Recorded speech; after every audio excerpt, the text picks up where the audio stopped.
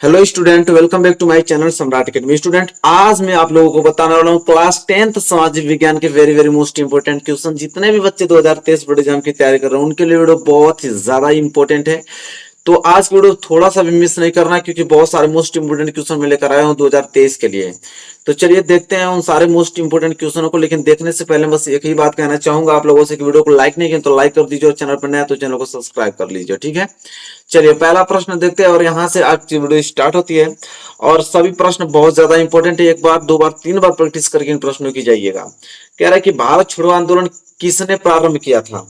कह रहा है कि जो भारत छोड़ो आंदोलन था उसे किसने प्रारंभ किया था, ठीक है। गोपाल कृष्ण गोखले ने, बाल गंगाधर तिलक ने, सुभाष चंद्र बोस ने, महात्मा गांधी ने, ठीक है। वेरी मोस्ट इंपोर्टेंट क्वेश्चन बताइए क्या होगा राइट आंसर। सबको मालूम है कि भारत छोड़ो आंदोलन किसने प्रारंभ किया था, तो महात्मा गांधी ने किया था, ठीक है। आगे बढ़ते हैं। और एक क्वेश्चन बहुत बार एग्जाम में आ चुके हैं। कह रहा है कि जर्मनी के एकीकरण में मुख्य भूमिका किसकी थी। कह रहा है कि जो जर्मनी का एकीकरण हुआ था, तो जर्मनी के एकीकरण में मेन भूमिका, ठीक है, किसकी थी। ऑटो वन बिस्मार्क की थी, काइजर विलियम प्रथम की थी, हिटलर की थी, कि मैसिनी की थी। यह प्रश्न बहुत बार एग्जाम में आ चुका है 2022 में। तो ये 3 बार क्वेश्चन दिया था, मतलब 5 पेपर का कोड होता है ना, 3 पेपर कोड में दिया था यार। तो जर्मनी के एकीकरण में मुख्य भूमिका किसकी थी बताइए आप लोग। तो ऑटो वन बिस्मार्क की। किसकी? ऑटो वन बिस्मार्क की, ठीक है। अगर आगे हम बात कर लेते हैं तो अगला प्रश्न यहाँ पे है कि फ्रांस की क्रांति हुई है। कह रहा है कि फ्रांस की क्रांति कब हुई। 1788 ईस्वी में, 1789 में, 1790 में, 1787 में।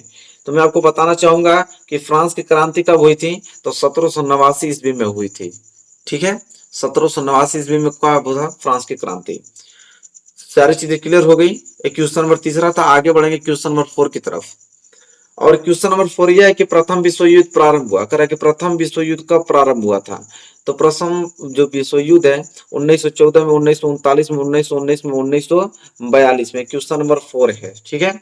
तो प्रथम विश्व युद्ध, जो प्रथम विश्व युद्ध है वो आपका 1914 में, याद कर लीजिएगा यहाँ से। 1914 में प्रथम विश्व युद्ध प्रारंभ हुआ था, ठीक है। यहाँ से क्वेश्चन बनता है एग्जाम में। कह रहा है कि संयुक्त राष्ट्र संघ का मुख्यालय कहाँ पर स्थित है। संयुक्त राष्ट्र संघ का मुख्यालय कहाँ पर स्थित है। Washington, Geneva, New York, Austria. New York में। बहुत लोग कमेंट करते हैं नहीं सर जिनेवा में। नहीं, ऐसी बात नहीं है, आप देख सकते हो। संयुक्त राष्ट्र संघ का मुख्यालय कहाँ पर स्थित है, तो न्यूयॉर्क में स्थित है, ठीक है। चलिए, हाँ, विश्व व्यापार संगठन का मुख्यालय जिनेवा में होता है, ठीक है। इसको नोट कर लीजिए। मुख्य विश्व व्यापार का संगठन का जो मुख्यालय है वो जिनेवा में। बाकी संयुक्त राष्ट्र संघ का मुख्यालय न्यूयॉर्क में होता है। कंफ्यूज मत होइएगा। बहुत सारे बच्चों का कमेंट आ जाता है कि नहीं सर जिनेवा होगा, नहीं न्यूयॉर्क होगा, ठीक है। चलिए, क्वेश्चन नंबर ये आपका 5 था, ये क्लियर हो गया। ये क्वेश्चन नंबर 6 है, इसको देखेंगे, ठीक है। क्वेश्चन नंबर 6 क्या है कि पंजाब में भूमि निम्नीकरण का मुख्य कारण क्या है। कह रहा है कि जो पंजाब है, तो पंजाब में जो भूमि निम्नीकरण का मुख्य कारण क्या है। गहन खेती, वनोन्मूलन, अधिक सिंचाई, अधिक पशुचारण। बताइए, बहुत ज्यादा इंपॉर्टेंट है। क्वेश्चन नंबर 6 क्या होगा राइट आंसर। तो पंजाब में भूमि निम्नीकरण का मुख्य कारण है अधिक सिंचाई। क्या है? अधिक सिंचाई। ऑप्शन जो ग है वो राइट आंसर हो जाएगा, ठीक है। चलिए अगर आगे बात कर लेते हैं, अगला प्रश्न देखते हैं। अगला प्रश्न है कि निम्न में से कौन सा संसाधन पुनः चक्रीय। देखिए बहुत इंपॉर्टेंट है। कह रहा कि पुनः चक्रीय कौन है संसाधन, ठीक है। लोहा, पवन ऊर्जा, ज्वारीय ऊर्जा, पशुधन। बताइए। तो भाई सबको मालूम है कि लोहा ही क्या पुनः चक्रीय है। इसको फिर से कोई लोहा की वस्तु है उसको पुनः फिर दूसरे चीज में डाल दिया सकता है, ठीक है। उससे दूसरा चीज बनाया जा सकता है। अगला प्रश्न नंबर 8वां है कि सलाल बांध किस नदी पर बना है। बहुत ज्यादा इंपॉर्टेंट है। सलाल बांध किस नदी पर बना है बताना है आप लोगों को। महानदी पर बना है, कि चीनाब नदी पे बना है, कि सतलुज नदी पर बना है, कि कृष्णा नदी पर बना है। बताइए क्या होगा राइट आंसर। सलाल बांध किस नदी पर बना है, तो चीनाब नदी पर बना है, ठीक है। चलिए आगे बात कर लेते हैं। अगला है कि निम्न में से कौन सी रोपड़ फसल है। इन चारों में से बताना है कि कौन सी रोपड़ फसल है। गेहूं, चना, गन्ना, मूंगफली। बताइए निम्न में से कौन सी रोपड़ फसल है। तो रोपड़ फसल सबको मालूम है कि क्या है, गन्ना, ठीक है। क्या है, गन्ना। चलिए आगे बात कर लेते हैं। अगला प्रश्न यहाँ पे है कि कोरबा प्रसिद्ध है। बताइए कोरबा किसके लिए प्रसिद्ध है। प्राकृतिक गैस के लिए कोयले के लिए, सौर ऊर्जा के लिए, बॉक्साइट के लिए। बहुत ही ज्यादा सिंपल, देखिए को से कोरबा और को से कोयला, बात खत्म भाई। तो कोरबा प्रसिद्ध किसके लिए? कोयले के लिए। चलिए, आई होप क्लियर हो गया होगा। तो ये तो बहुविकल्पीय प्रश्न हो गए। अब हम देखने वाले हैं, ठीक है, ये तो ऑब्जेक्टिव क्वेश्चन थे ना, जो कि आप लोगों के एग्जाम में OMR शीट पे होने वाले हैं। अब हम देखेंगे यहाँ पे लिखित वाले, ठीक है, वो सब्जेक्टिव क्वेश्चन अब देखने वाले हैं हम लोग। चलिए उस पर ध्यान देते हैं। देखिए मेरे प्यारे विद्यार्थियों, 4 नंबर के लिए क्वेश्चन है। कितना नंबर के लिए पूछे जाते हैं क्वेश्चन? ये 4 नंबर के लिए क्वेश्चन पूछे जाते हैं। क्वेश्चन क्या है कि एक पेय फसल का नाम लिखिए और उसके उत्पादन पर प्रकाश डालिए। वेरी वेरी मोस्ट इंपोर्टेंट, मैं इस पे स्टार बना देता हूं, बहुत ही ज्यादा इंपोर्टेंट है। 4 नंबर के लिए प्रश्न आता है। एक पेय फसल का नाम लिखिए और उसके उत्पादन पर प्रकाश डालिए। लिखेंगे हम लोग यहाँ पे कि चाय एक महत्वपूर्ण पेय पदार्थ की फसल है। कौन? चाय। कह रहा चाय एक महत्वपूर्ण पेय पदार्थ की फसल है। चाय का पौधा उष्ण और उपोष्ण कटिबंधीय जलवायु, हार्मोन्स और जीवाश्म युक्त गहरी मिट्टी तथा सुगम जल निकास वाले ढलवा क्षेत्र में उगाया जाता है। ये प्रश्न आपको याद होना चाहिए, मतलब यहाँ तक पॉइंट याद होना चाहिए कि चाय का पौधा जो है वो उष्ण और उपोष्ण कटिबंधीय जलवायु होता है, और हार्मोन्स और जीवाश्म युक्त गहरी मिट्टी तथा सुगम जल निकास वाले ढलवा क्षेत्र में उगाया जाता है। ठीक है, चाय की खेती के लिए वर्ष भर कोष्ण मन और पलार रहित, ठीक है, पलार रहित जलवायु की आवश्यकता होती है। वर्ष भर समान रूप से होने वाली जो वर्षा उसकी कोमल पत्तियों को विकास में सहायक होती है, और भारत विश्व का अग्रणी चाय का उत्पादन देश है। करेक्ट, भारत जो विश्व का अग्रणी चाय का उत्पादन देश है। यहाँ असम, पश्चिम बंगाल, तमिलनाडु व केरल में चाय का उत्पादन प्रमुखता से किया जाता है। हमारे भारत में चाय की फसल की जाती है, और वहां से आपके असम में, पश्चिम बंगाल में, तमिलनाडु में और केरल में उसका उत्पादन किया जाता है। यहाँ से हम लोग भेजते हैं, सेलिंग करते हैं। ठीक है, तो आई होप आपको क्लियर हो गया होगा कि किस तरह की मिट्टी चाहिए हमें।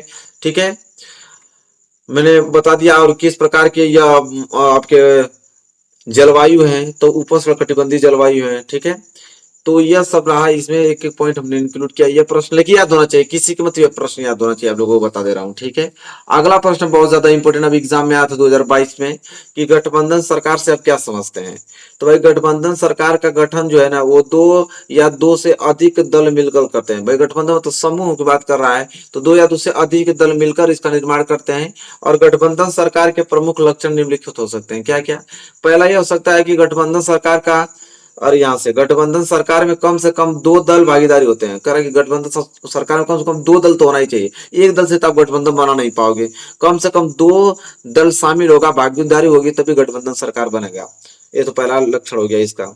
कह रहा गठबंधन एक अस्थायी प्रबंधक होता है। कह रहा कि गठबंधन क्या होता है, कैसा प्रबंधक होता है? तो अस्थायी होता है, फिक्स नहीं होता है। ठीक है, वो चेंज हो सकता है। जैसे आप अपने टीम में शामिल है, जैसे 4-5 दल लोग आपस में मिलकर काम कर रहे हैं, तो उसमें किसी का पार्टनरशिप नहीं बैठ पाया तो उसको हटा के दूसरा सम्मिलित कर दिया जाएगा, मतलब अस्थायी प्रबंधन है। ठीक है, इसके बाद है कि गठबंधन का प्रत्येक प्रमुख भागीदारी दल अपनी राजनीतिक शक्ति में वृद्धि कर अकेले इस सत्ता प्राप्त करने की इच्छा रखता है। कह रहा है कि बात यह है कि गठबंधन में हर एक व्यक्ति की बात कर रहा है, हर एक व्यक्ति अपने भागीदारी दल अपनी राजनीतिक शक्ति में वृद्धि करके, अपने दिमाग में वृद्धि करके अकेला ही उसमें अच्छा पैसा कमा सकता है। ठीक है, ये कहना चाह रहा है वो। तो आई होप आपको क्लियर हो गया होगा ये वाला प्रश्न। चलिए अगले प्रश्न की तरफ बढ़ते हैं।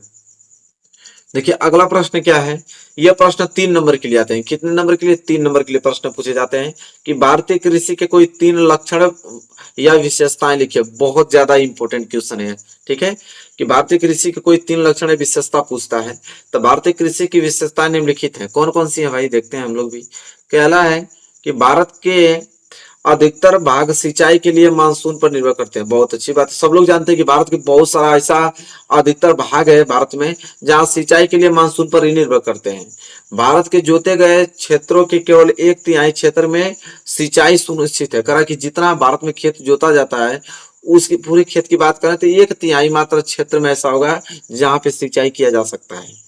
दूसरा यह कि भारतीय कृषि की प्रवृत्ति अधिकांशतः जीविका निर्वाह कृषि है। कह रहा है कि भारत में जो कृषि होता है अधिकांश देखा जाए तो अपना जीविका चलाने के लिए होता है। यह ना कि सेलिंग करने के लिए बहुत सारा उत्पादन हो गया सेलिंग किया जाए, नहीं, और हमेशा वो जीविका चलाने में ही खर्च हो जाती है उनको। ठीक है, वो अपने में ही परेशान होते हैं। कह रहा है कि लगातार बढ़ती हुई जनसंख्या के कारण भूमि की प्रति हेक्टेयर उपलब्धता कम होती है तथा जोतें बिखरी हुई होती हैं। ठीक है, ये तीसरा पॉइंट है। कह रहा है कि लगातार जितनी जिस प्रकार जनसंख्या बढ़ रही है उस प्रकार हम लोग क्या होता है कि भूमि में जो हम लोग खेती करते हैं तो उसके अनुसार देखा जाए तो अनाज कम पड़ता है हम लोगों को, जिस प्रकार जनसंख्या बढ़ रहा है। तो ये आप लोग भारतीय कृषि के कोई 3 लक्षण हमने बता दिया आप लोगों को। अगला प्रश्न यहाँ पे यह है कि विश्व व्यापार संगठन से आप क्या समझते हैं, पूछता बहुत ज्यादा इंपॉर्टेंट क्वेश्चन है कि विश्व व्यापार संगठन से आप क्या समझते हैं। तो लिखेंगे कि विश्व व्यापार संगठन एक अंतरराष्ट्रीय संगठन है। जो विश्व व्यापार संगठन है वो कैसा है संगठन है, अंतरराष्ट्रीय है। कह रहा है कि दो देशों के बीच व्यापार के वैश्विक नियमों का पालन करता है। कह रहा है कि जो दो देशों के बीच अगर व्यापार होता है तो उसे विश्व व्यापार बोलते हैं। ठीक है, इसका मुख्य कार्य यह सुनिश्चित करना है कि व्यापार आसानी से, अनुमानित रूप से और जितना संभव हो उतना स्वतंत्र रूप से हो। इसने भारत के विदेशी व्यापार और निवेश के उदारीकरण का समर्थन किया है। विकसित देशों की पहल और विश्व व्यापार संगठन की शुरू हुआ था। विश्व देशों की पहल पर विश्व व्यापार संगठन शुरू हुआ था। ठीक है, तो क्लियर हो गया ना आप लोगों को, दो देशों के मध्य होने वाले व्यापार को विश्व व्यापार संगठन कहते हैं। ठीक है, इसका मुख्य जो कार्य है यह सुनिश्चित करना है कि व्यापार आसानी से हो पाए, मतलब उनके बीच। ठीक है, आपके पास कमी है तो वो दे देंगे, उनके पास कमी है तो आप दे दोगे। ठीक है, तो आई होप क्लियर हो गया होगा। और कह रहा है कि इसने भारत के विदेशी व्यापार और निवेश के उदारीकरण का समर्थन किया है। ठीक है, इस बात को तो विश्व व्यापार संगठन वाला क्वेश्चन आप लोग अच्छे तरीके से नोट कर लो, अच्छे तरीके से रीड करें और एग्जाम में पहुंच रहा है। मेरे प्यारे मित्र, जो क्वेश्चन बताया जा रहा है ना उसको आप 100% सही मानो। ठीक है, मैं यहाँ पे बहुत खोज कर रिसर्च कर तब सारे क्वेश्चन लेकर आता हूँ, ऐसे नहीं बताता हूँ आप लोगों को कोई भी क्वेश्चन बता दूं, नहीं। आप प्रैक्टिस करते रहो, अच्छा नंबर आएगा 2023 बोर्ड एग्जाम में। चलिए अगला प्रश्न देखते हैं। अगला प्रश्न यह है कि वर्ष 1929 में होने वाली आर्थिक महामंदी के 2 कारण लिखे, बहुत ज्यादा इंपॉर्टेंट है। कह रहा है कि देखिए वर्ष 1929 में क्या हुआ था, बहुत बड़ी महामंदी आई थी। ठीक है, उसका 2 कारण लिखना है, बहुत ज्यादा इंपॉर्टेंट है क्वेश्चन में। मैं बता दूं, इस पे आप लोग स्टार बना लो, बहुत ज्यादा इंपॉर्टेंट क्वेश्चन है। पहला कारण क्या था, 2 ही कारण लिखना है। पहला कारण कृषि उत्पादन की अधिकता की समस्या का बने रहना था। कह रहा जो कृषि उत्पादन था वो ज्यादा नहीं उस समय उग रहा था। ठीक है, मतलब वो लोग उत्पादन नहीं कर पा रहे थे ज्यादा। ठीक है, फिर कह रहा है इससे कृषि उत्पादों का मूल्य घट गया। कह रहा है इससे कृषि उत्पादन की अधिकता की समस्या का बने रहना, और इससे कृषि उत्पादों का मूल्य क्या हो गया, घट गया। ठीक है, और किसान ने अपनी संपूर्ण आय को बनाए रखने के लिए उत्पादन का विकास करने का प्रयास किया। अपने मेंटेन करने के लिए उन्होंने अपने कम दामों में ही अनाज को बेचना शुरू कर दिया। ठीक है, मेंटेन करना चालू कर दिया।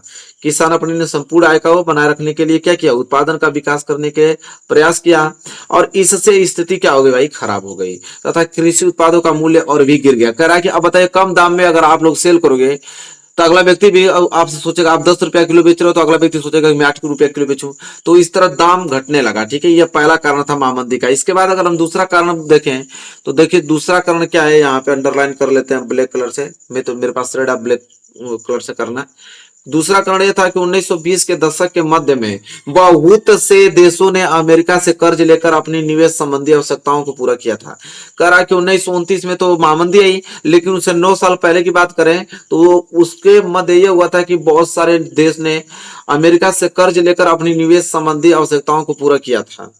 ठीक है, और अमेरिकी पूंजीवादियों ने यूरोपीय देशों को ऋण देना बंद कर दिया। कह रहा है कि जो यूरोप के लोग थे जो कि अमेरिका से ऋण लिए थे, तो उस समय क्या हुआ कि महामंदी जब आई तो उस समय अमेरिका पूंजीवादियों ने यूरोपीय देशों को ऋण देना बंद कर दिया, और इससे यूरोप में कुछ प्रमुख बैंक धराशायी हो गए और मुद्रा का पतन हो गया। जैसे में स्टर्लिंग का उदाहरण दे रहा है कि स्टर्लिंग जैसे में है। तो भाई यही चीज है कि उसने पैसा देना बंद कर दिया, क्योंकि पहला का ही पैसा आप दे नहीं पा रहे हो तो पहला फिर पैसा वो कहां से देगा आप लोगों को। ठीक है, यह तो 2 कारण था जो वर्ष 1929 में महामंदी आई थी, उसके 2 कारण। तो आई होप आपको यह प्रश्न क्लियर हो गया होगा। ठीक है, चलिए आगे बात करते हैं, अगला प्रश्न देखते हैं। अगला प्रश्न है कि फ्रांस की क्रांति से संबंधित किन्हीं 2 दार्शनिकों के नाम लिखे, बहुत ज्यादा इंपॉर्टेंट है। ठीक है, 2 नंबर के लिए पूछा जाता है। तो देखिए वाल्टेयर एवं रूसो का संबंध फ्रांस की क्रांति से था। जो फ्रांस की क्रांति हुआ था तो 2 दार्शनिक उसमें थे, वाल्टेयर एवं रूसो। वाल्टेयर और रूसो नाम याद कर लीजिए।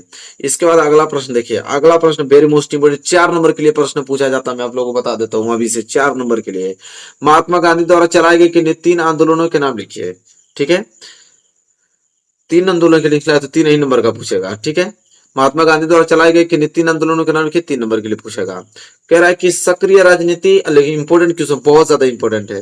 कह रहा सक्रिय राजनीति में भाग लेने से पहले महात्मा गांधी ने अपने गुरु गोपाल कृष्ण गोखले के कहने पर भारत भ्रमण किया।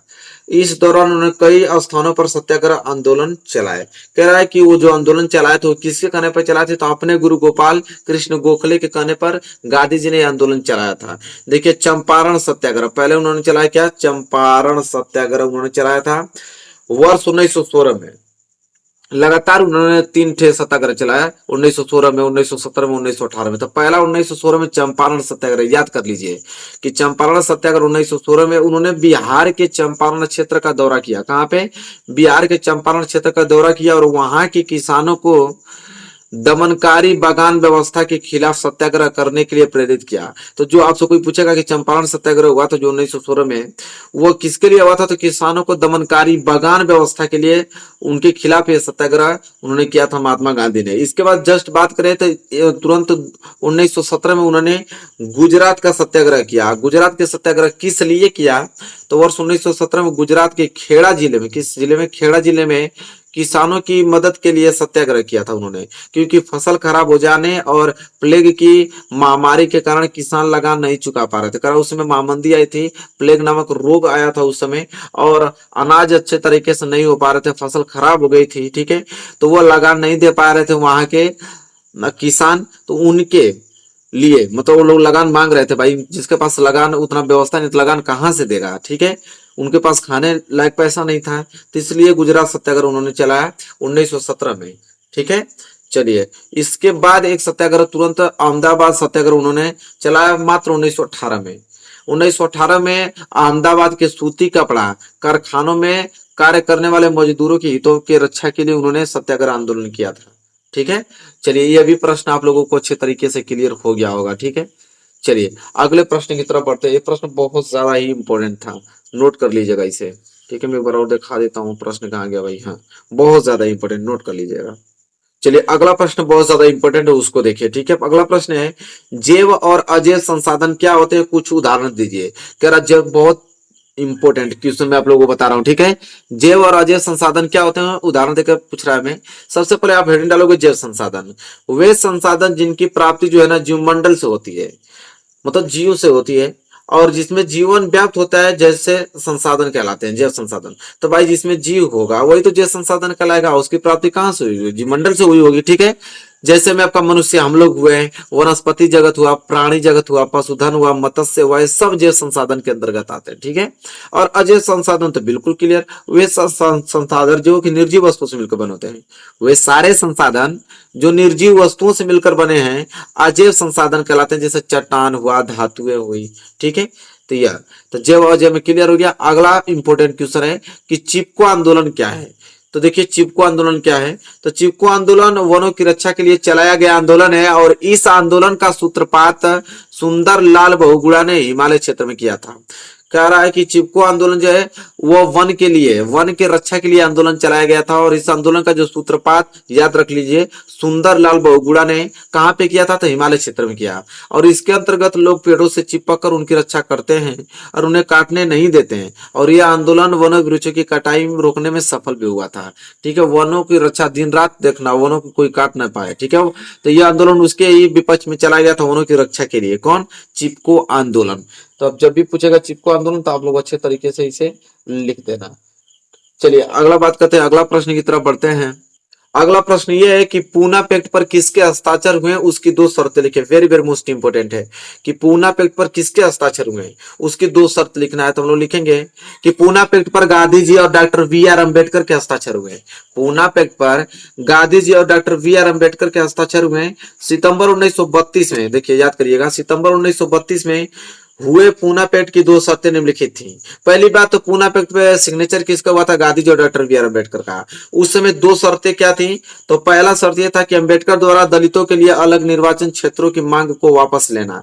मतलब उन्होंने कहा था कि जो दलित लोग हैं, ठीक है, उनके लिए एक अलग निर्वाचन क्षेत्र बनाया जाए, लेकिन वहां पे उस मांग को वापस लेना पड़ेगा, ठीक है। तो तो यह दो शर्तें थी। पहला शर्त यह हो गया।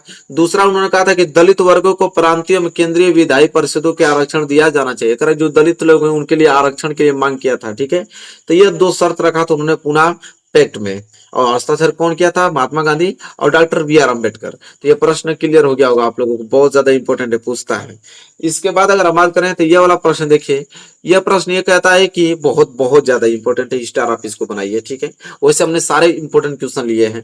कह रहा है कि पहाड़ी क्षेत्रों में मृदा अपरदन की रोकथाम के लिए क्या कदम उठाने चाहिए। कह रहा है जो पहाड़ी क्षेत्र होता है, ढलान वाले क्षेत्र होते हैं, पहाड़ी बड़े बड़े, उसमें मृदा को रोकने के लिए क्या हम उपाय लगाएंगे। नहीं तो मृदा बह जाएगी ना पहाड़ पर से।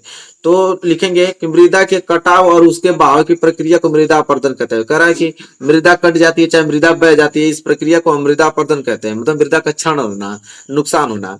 कह रहा है विभिन्न मानवीय तथा प्राकृतिक कारणों से मृदा अपरदन होता रहता है, बहुत अलग अलग तरीकों से होता है। कैसे? पहाड़ी क्षेत्रों में मृदा अपरदन की रोकथाम के लिए निम्नलिखित तरीके अपनाए जाने चाहिए। कौन कौन से तरीका अपनाएंगे हम लोग पहाड़ी क्षेत्रों में मृदा अपरदन को रोकने के लिए? पहला यह है कि पर्वतीय ढालों पर समुच्च रेखाओं के समांतर हल चलाने से ढाल के साथ जल बहाव की गति घटती है, इसे समुच्च जुताई कहा जाता है। पहला समुच्च जुताई करिए। क्या करा है कि पर्वतीय ढालों पर समुच्च रेखाओं के समानांतर हल चलाने से क्या होता है? ढाल के साथ जल की बहाव की गति क्या होती है? घटती है, ठीक है। कौन? समुच्च जुताई करके हम उसको रोक सकते हैं, मृदा अपरदन को। दूसरा है कि पर्वतीय ढालों पर सीढ़ीदार खेती, सीढ़ी द्वारा, जैसे सीढ़ी होती है उस तरह की हम लोग खेती बनाकर अवनालिका अपरदन को रोका जा सकता है। पश्चिमी और मध्य हिमालय में सोपान तथा सीढ़ीदार कृषि की जाती है। कह रहा है कि सीढ़ी वाला खेती अगर बना देंगे, मतलब सीढ़ी जैसे मिट्टी को काट देंगे तो मिट्टी बहेगी नहीं, आके मिट्टी एक दूसरे पे क्या हो जाएगी? रुक जाएगी, मृदा जो क्षरण हो रहा था वो रुक जाएगा, ठीक है। उसे सोपान या सीढ़ीदार खेती कहते हैं, ठीक है। ये दूसरा हुआ, ये दूसरा तरीका हुआ मृदा अपरदन को रोकने के लिए। तीसरा तरीका क्या है मृदा अपरदन को रोकने के लिए? चलिए देख लेते हैं तीसरा पॉइंट। तीसरा पॉइंट क्या है यहाँ पे कि पर्वतीय क्षेत्रों में पट्टी कृषि के द्वारा मृदा अपरदन को रोका जा सकता है। कह रहा है कि पट्टी कृषि के द्वारा हम लोग मृदा अपरदन को रोक सकते हैं, और इसमें बड़े क्षेत्रों को पट्टियों में बांटा जाता है, ठीक है। अलग अलग पट्टियों में बांटा जाता है बड़े बड़े खेतों को, और फसलों के बीच में घास की पट्टियां उगाई जाती हैं, और ये पौनों द्वारा जनित बल को कमजोर करती है। कह रहा है कि उसको घेर कर चारों तरफ से पट्टी बनाकर उसमें बीच में घास उगाया जाता है, जिससे मृदा का क्षरण नहीं हो पाए, वो घास में ही रुक जाए मृदा, ठीक है। और लास्ट इसका स्टेप यह है कि पर्वतीय ढालों पर बांध बनाकर जल प्रवाह को समुचित ढंग से खेती के काम में लाया जाता है। बांध बनाकर भी खेती किया जाता है, और मृदा रोधक बांध अवनालिकाओं के फैलाव को क्या करते हैं? रोकते हैं। तो इतने तरीके हैं हमारे पहाड़ी क्षेत्रों में मृदा अपरदन रोकने के। तो आई होप आपको क्लियर हो गया होगा मेरे प्यारे विद्यार्थी। वीडियो आपको कैसे लगे बताइए। वीडियो अच्छी लगी तो प्लीज लाइक कीजिएगा, और चैनल पर नए तो चैनल को सब्सक्राइब करके बेल आइकन को प्रेस कर लीजिएगा। डेली वीडियोस आपको इस तरह की मोस्ट इंपोर्टेंट क्वेश्चन मिलती रहेगी।